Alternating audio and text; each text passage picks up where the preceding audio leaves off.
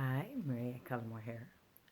I want to discuss what stops us from acquiring our wealth.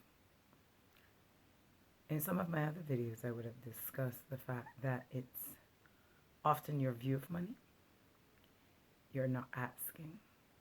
And then even when you ask, you don't get out of your own way. There's not that sense of it has arrived and it's a sure thing.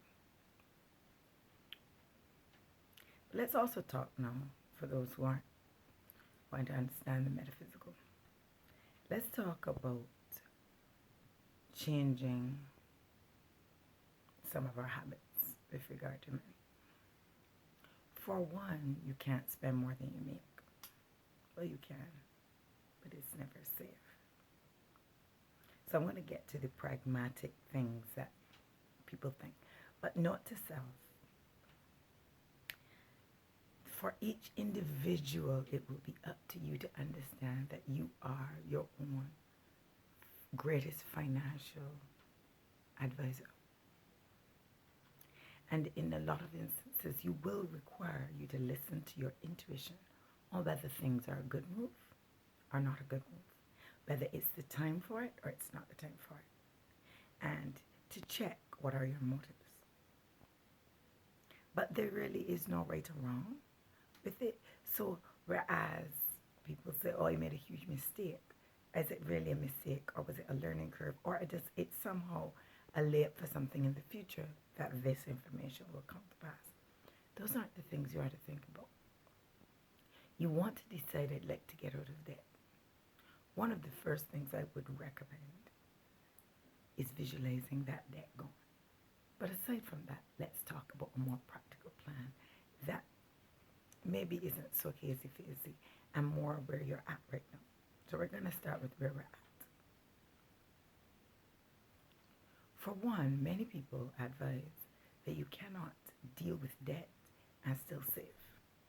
I do not advocate that. I advocate that you always pay you first.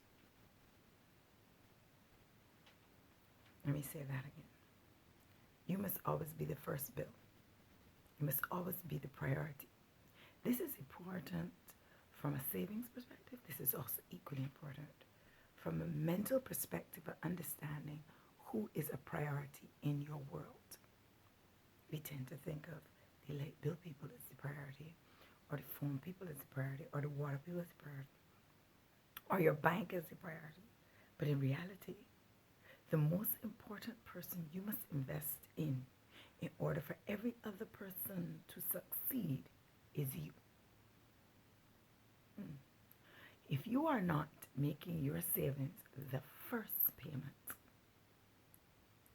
in your schedule, then you are also saying you are the least important and it can wait. It can't wait. You must constantly confirm to yourself your value, your worthiness, your worth. You are worth being paid first. And people will say to me, oh, my daughter, my child. Yes, loving them is great. But I always must reiterate, you have to be the center of your world. Otherwise, where do they last? How do they survive? You couldn't give your daughter your money or your children your money and it be dealt with in the same way you would. It wouldn't inculcate all of them. They'd give to the ones they like and leave out the ones they don't. They'd spend it on themselves.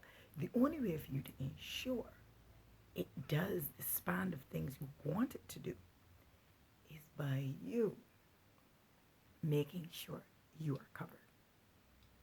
So, the psychological message of covering yourself, you first. The second message is, although I must pay debt, it must never be more than 40% of what I earn. Because debt is not all of me. It is not the most important. It is important. Please do not misunderstand what I'm saying. It is important to who you owe. It is important to yourself to be honorable. It is important, but it is also important for you to survive. And if you're paying more than 40% or 50% or 60% of your money out, then right there, you're always going to be in debt. And that is where many of us fall short. People often ask me if does that mean they should consolidate their debt. Well, for one, I always say first, let's reduce our expenses. What is it you have that you don't need? Maybe it's cable. Maybe it's an extravagant phone bill. Maybe it's an excessive need to buy food outside. No judgment on where it's going to be. You, the financial controller, will know where and how can I cut back. It's a question you're going to ask yourself and not a determination you're going to make logically. How could I cut back my expenses by a good $200 or $300? What could I do without and least hurt me if I removed it? What could I sell that I'm not using to least use it? Or how can I bring in $300 more without it being an expense on my health, my family time, or stress to me? If you know you're going to do something and it's short term, it may be a case of you can will yourself to do it for the short term. Do I recommend second jobs? Often no. Because although in theory you're making more money, you also have to check your output to sustain your health, your family structure, and your general mental well-being. It's one more thing you have to do. So this isn't often about working harder. This is not where your problem is. It is about working smarter. So the first was making sure you take out your savings. The second is to reduce your expenses so that your 40% of whatever money you make can go to debt.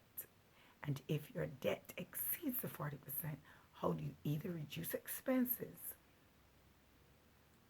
or increase income? And even if you're going to increase income, think short-term increase as opposed to a long-term commitment on your health and well-being. If for one term you decided to work extra to accumulate X amount of money and the money made there was going to, that's fine. But if you were saying sustained taking on, I would recommend no. This has nothing to do with home projects, side businesses for yourself that come out of pleasure. If you like doing something, if it's enjoyable, if you get a kick out of it, fine. But if it adds to your stress and depletes your home relations, I never recommend it. But again, remember, you're going to wait until your quiet time and you're going to ask yourself, what's the best method? You're not going to use logic. You're not going to use some other friend's suggestion. You're not going to use my suggestion. You are going to come up with a decision on your own. All right. Next, once you have determined your 40% never changes, even when debt reduces. So let me show you how this works. If your money you amass in a month is $3,000, and this is the one in your hand, this has nothing to do with tax and NIS, and I'm only giving round numbers for easy math. But let's say whatever your money is, 10% comes up for your savings, 40% is going to go towards debt. That means you only have, 50% to live off of. So there may be some restructuring, like do I need a new apartment? Moving is a very expensive venture, but it doesn't mean it may not be the most practical thing for you. It doesn't mean there may not have been some cousin, some group home situation y'all could use.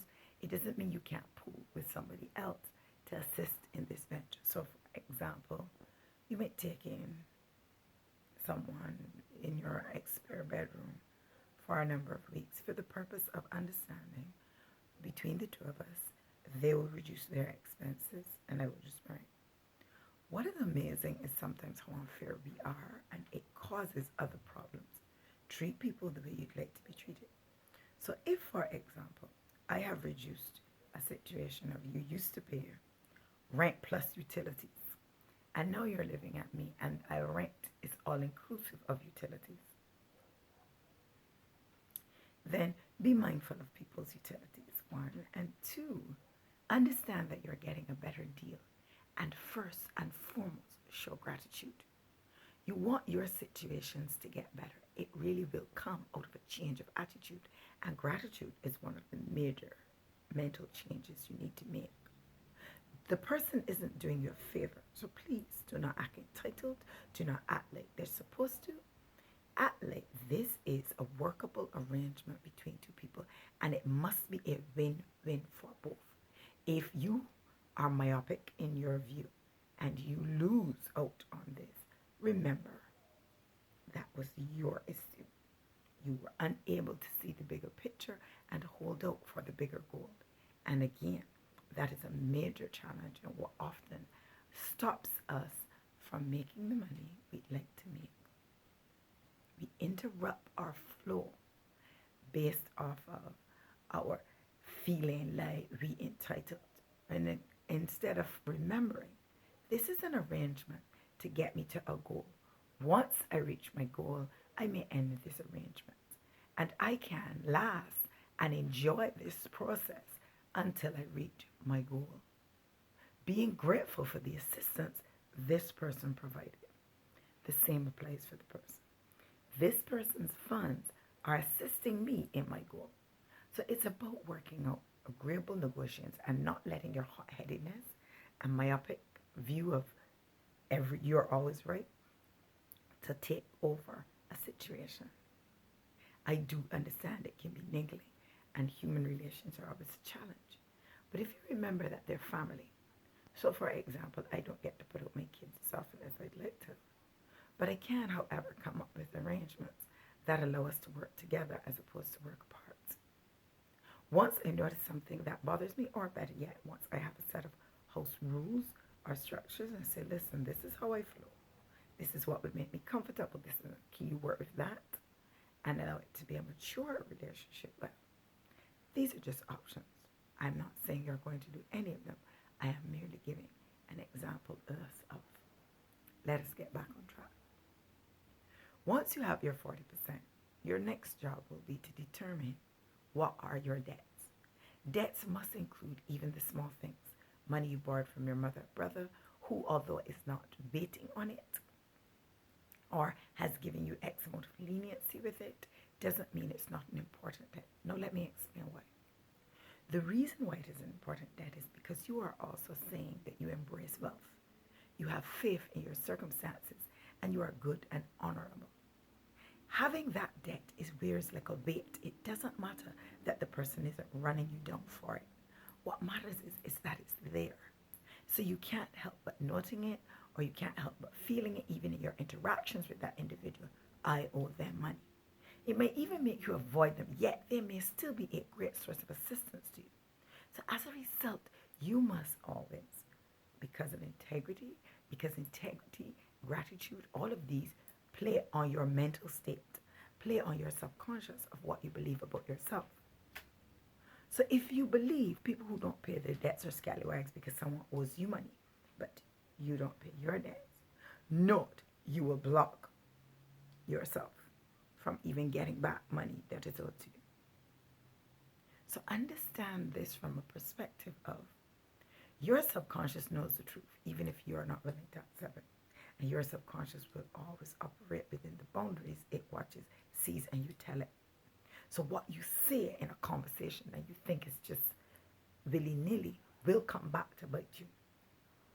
You're hate of rich people, for example. Sometimes you're hate of people with wealth who have, and you somehow feel like it's an injustice for them to have, and you're a saint for not having. Understand that out of the two, you pose a greater burden on society when you can't cover something as simple as your medical needs or something as simple as having the things you want. So understand that you hating them doesn't fix your problem. And in truth, how can you hate them when you are the one who is saying to God, I have no faith in you that you will deliver. So be very wary of what you say in terms of regarding lack, in terms of hating money, in terms of, because all of those are impacting on your present outcome. So when I talk about debt, even the small debts, it is essential you pay those back. It is essential for you to be the honorable individual you believe you are. And as a result, it has to manifest in everything you do. So you want to clear those. So make your list. Whether it's $20 you owed your brother, whether it's you promised you were going to pay back a set of money or give back something that you borrowed, whatever it is, note your debts. Let's clear that mental space and energy to allow for money to flow to us. Remember, we are spiritual beings living a human life. So at the end of the day, a lot of what this is about vibration. And a lot about what this is the vibration between the two universes. So what do you want to do? You want to have a good flow between, so that the things that are to come to you can easily flow to you and not be blocked by the weight of your humanness. Now, that's a whole other conversation, so please skip that if that's blocking you, and let us continue. Once the set amount has been determined, you're going to stick to it. Stick to that set amount and make sure that it is what you clear. So then you work out a payment plan. Now, some of your debtors, you have pre-existing expenses.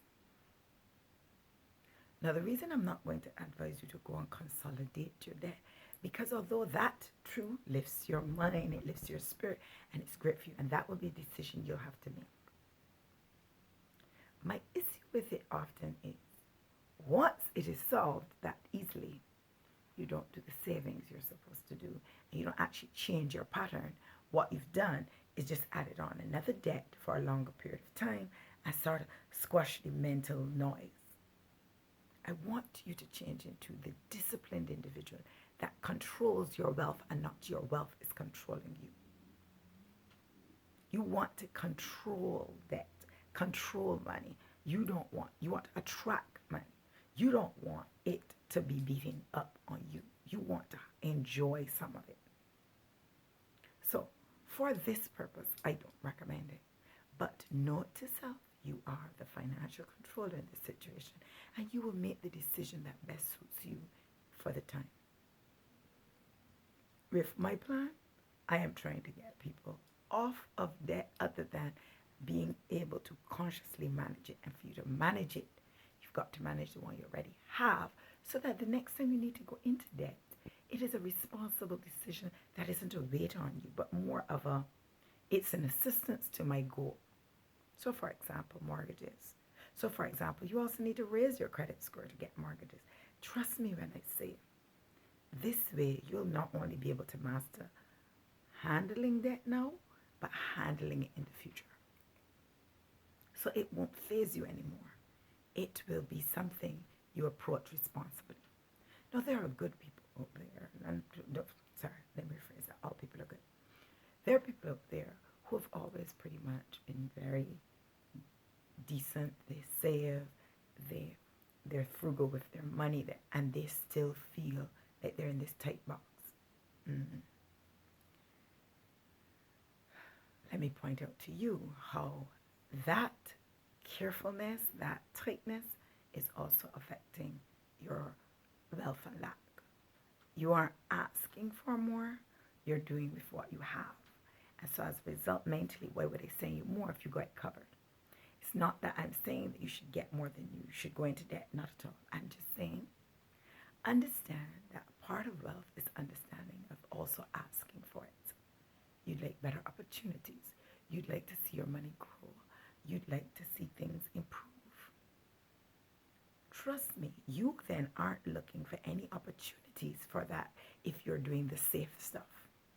I save, I pay my bills. Yes, you do. And I compliment you for it. But at the same time, still, aim is to look for other stuff. All right, I have to wrap up soon, so we won't be able to finish within this class. However, once you have your 40% and you have all of your debts listed, you're going to get rid of your smallest ones first. Doesn't mean you don't pay your original debts. But when you notice that you can't pay them, for example, because they exceed, my debts exceed what I need, who I owe, and it can be overwhelming. So first take a step back and understand. Now you know. Know that you know what your picture is. You know what to ask for. 1. 2. Know that you know you need to approach it now like you are the master of its fate, or you are a mother dealing with your children. And this is the reality of what's in the cupboard. This is what is in the cupboard. I can't give one child all of what's in my cupboard. The others would starve. So this is how I'm handling it. To my biggest debtor, who probably takes the largest lump sum, I write. I write and I explain. I am restructuring my debt. I will resume paying you full amounts in a few weeks. But for right now, I am in need of some leniency. You can call your loans officer and say, just explain, look, I'm not neglecting the debt. I am just trying real hard to get over some smaller ones and bring in everything and do my own version of a consolidation. They will, of course, ask you if you don't want it. They will even tell you that you can't. However, the reality is, if you're paying your debts and you are trying and there is effort, there is effort. But understand someone who I know who had a medical issue.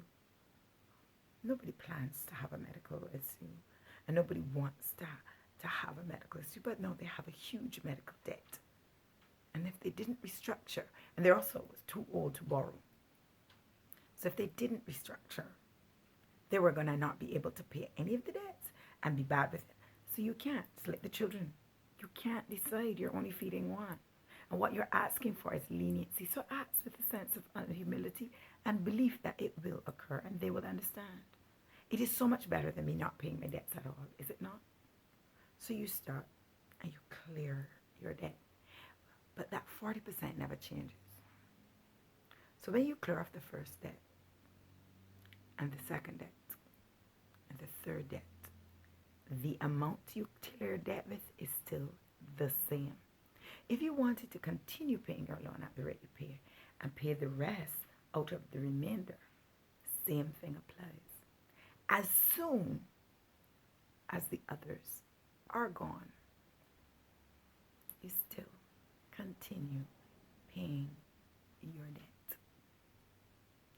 Nothing changes there. You always keep a set amount that is for your debt. And until all of your debt, including mortgages, are gone. Now, I have watched how this has brought down someone's mortgage from 30 years to 9 years with huge amounts of savings. And I know some people will say that is not a good idea. I know some people, and yes, you might even decide, I'm going to accept the leniency of my mortgage and just continue paying it at the rate now that I'm past the worst. And my mortgage now is a manageable amount, something like my utilities. But if you can do that after you clear your principal, it would be ideal still. Because then the weight is lifted and the speed doesn't need to be as fast. And so yes, and you could turn the money into something else if so be it. But I suggest that you keep that 40%. And you keep it long after debts are clear. And you use it to buy your new fridge. Oh, the TV that's gone bum. Oh, the computer, that thing. Because you don't have to buy things. You know you're going to need a new fridge, well, based on the going rate, 5 years. In 5 years, start putting the fund towards that. If you know you're going to need a new computer. New computer, again, is 2 years. Or a phone is every 2 years. Start putting the excess there if you need be. But if you can manage within that 40, it's going to end out and you keep saving. It is going to be a wonderful experience. And if you have a real goal desire, like in the next 2 years, this is how much debt I want to bring myself down by. Oh my God, amazing things happen, because from the time you start playing the game and you start feeling fussy, because what I do to make mine more exciting is at the end of every debt that I no longer owe, I give myself a gift. So there's a reward system to this, so that there's something I want to do. It's an amazing thing. So this is the start. Let's call it Debt 101. There are other ways we can even move it faster.